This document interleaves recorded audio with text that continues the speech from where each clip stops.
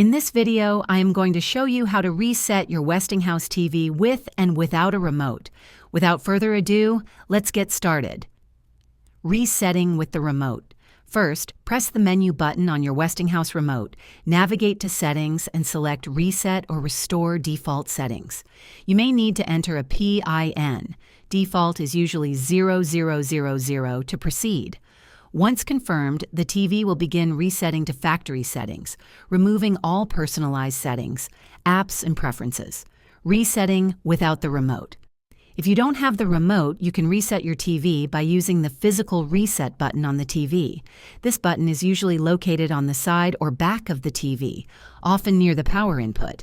Press and hold the reset button for about 10 to 15 seconds until the TV restarts and resets to the factory settings. If this video helped you, please like and subscribe to the channel.